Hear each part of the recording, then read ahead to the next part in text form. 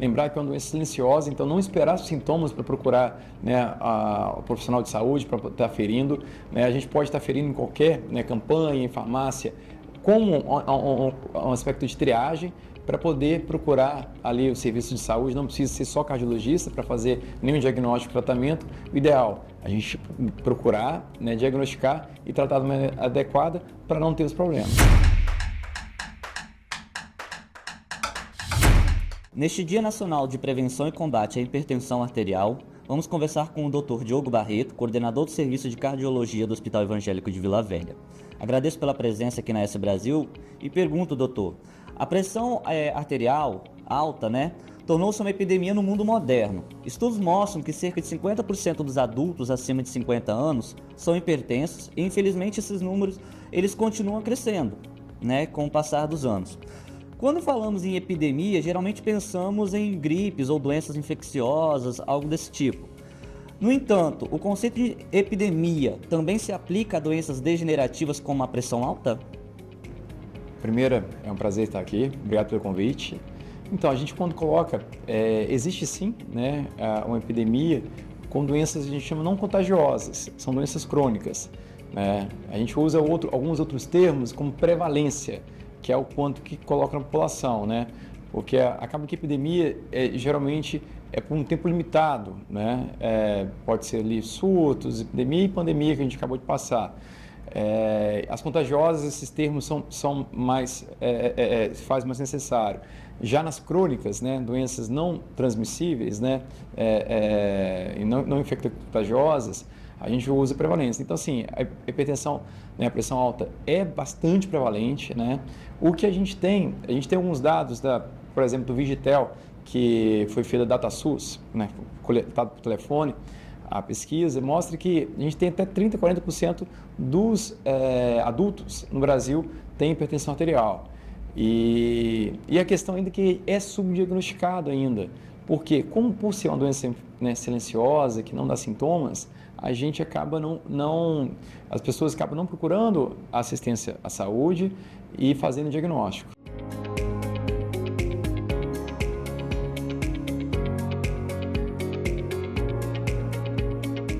A partir dos 2 anos, a gente orienta, a partir dos 2 anos de idade, mesmo consultas no pediatra, a gente orienta a estar ferindo pressão, pelo menos a cada consulta, não precisa ser tão periódico, mas a cada consulta com o pediatra.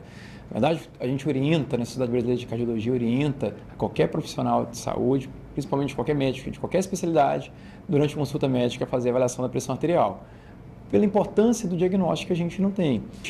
Quando a criança, a gente existe algumas tabelas para equiparar a pressão, a pressão da criança não é igual, existe até mesmo aparelho de pressão, da equação, do manguito e tudo. Então, a gente precisa fazer essa avaliação. A gente sabe que a hipertensão tem um fator genético associado, tem também ali até estilo de vida relacionado à obesidade, e as crianças, desde as crianças, adolescentes também estão suscetíveis a isso. E falou sobre a questão do derrame, a importância, mais uma vez, de diagnosticar e conseguir tratar.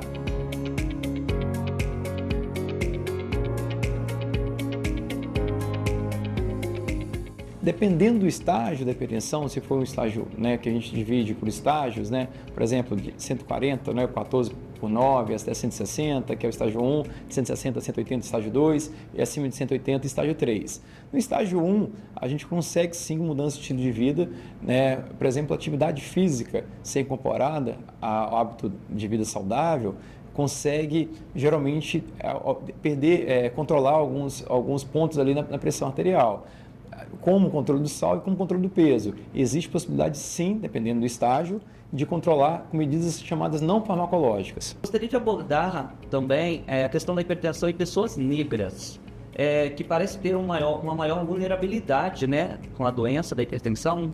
A gente tem alguns estudos, é claro que no Brasil a gente tem uma miscigenação muito grande, mas tem alguns estudos, principalmente pessoas afrodescendentes, que tem até o mecanismo, eles têm são hiporrinímicos, tem um mecanismo de resposta à hipertensão, até alguns medicamentos eles respondem diferente, tem uma peculiaridade, e eles sim são predispostos para algumas doenças, e que às vezes o caucasiano, para outras doenças. Mas sim, existe das pessoas negras, existe um componente, né, até fisiopatológico um pouco diferente.